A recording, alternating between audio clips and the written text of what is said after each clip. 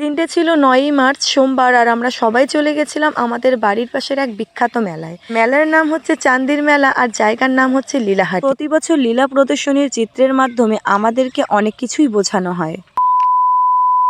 So hello everyone, কেমন আছো তোমরা সবাই? মেলায় যাওয়ার জন্য তো রেডি হয়ে গেছি, কিন্তু মুখের মধ্যে দেখো কতগুলো মশা কামড়িয়ে মুখটাকে কি করে দিয়েছে। বাড়ি থেকে আমরা হেঁটেই বেরিয়েছি, কারণ একটা টোটোও পাইনি। পরে মাঝ রাস্তায় আসার পর আমরা একটা টোটো পাই, আর সেই টোটোতে করেই আমরা চলে আসি মেলায়। আমাদের বাড়ির থেকে এই মেলার দূরত্ব হচ্ছে মাত্র 3 কিলোমিটার। আজকে যে মেলায় আসবো সেটা কিন্তু আমার জানা ছিল না, কারণ হঠাৎ করেই রাত্রেবেলা ঠিক হয়ে যায় আমরা মেলায় আসবো। এর আগেও একদিন আমি এসে গেছিলাম, সেটা হচ্ছে সেকেন্ড দিন। সেদিন সবগুলো দোকান পাশারও খোলেনি, আর আমি সেদিন ব্লগও করিনি।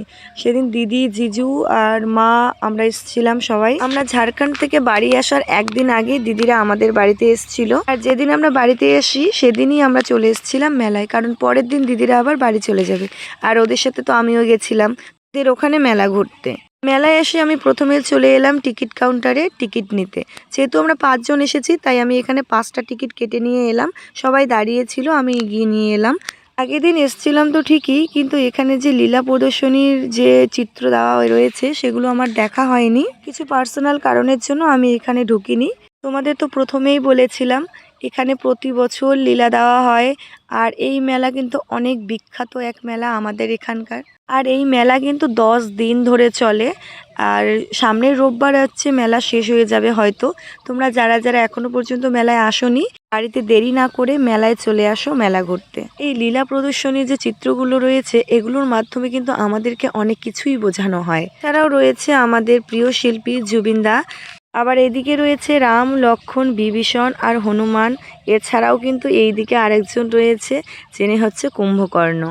লীলা প্রদর্শনীর চিত্র দেখে আমরা তো বেরিয়ে পড়লাম, কারণ এখন আবার ঘুরবো মেলা। আর এই কয়েকদিন দিয়ে আমার তো বেশ ঘোরাঘুরি চলছে, আর সে কারণে টাইম টু টাইম আমি ব্লগগুলো আপলোড দিতে পারছি না। যে দিক দিয়ে মেলায় ঢুকবো ঠিক সামনেই কিন্তু রয়েছে আমার কাকাইয়ের দোকান।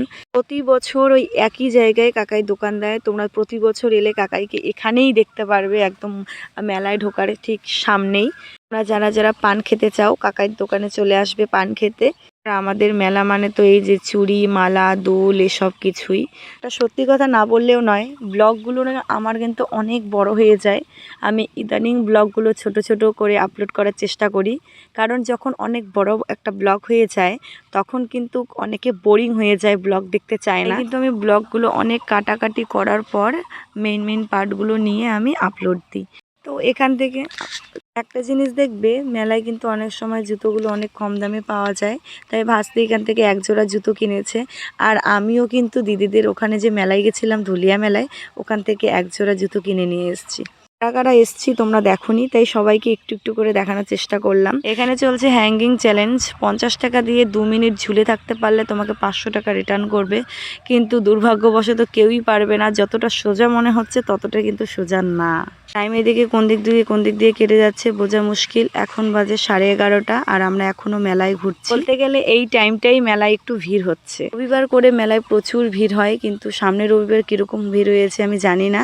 তবে যেই রবিবার আসছে সেই রবিবার তো লাস্ট মেলা, মনে হয় প্রচুর ভিড় হবে। এইদিকে আমাদের হুলুওয়ালা এই দেখো কিসে উঠছে, তারপরে এইদিকে বৌদির টিকিট কাটছে, টিকিট কেটে চিরুনি পেয়েছে, আর আমি ওখানেই মাথা চিরুনি করা শুরু করে দিয়েছি। আমি এই জিনিসগুলা খুব কমই কাটি, কারণ আমার ভাগ্যে কিছুই জোটে না।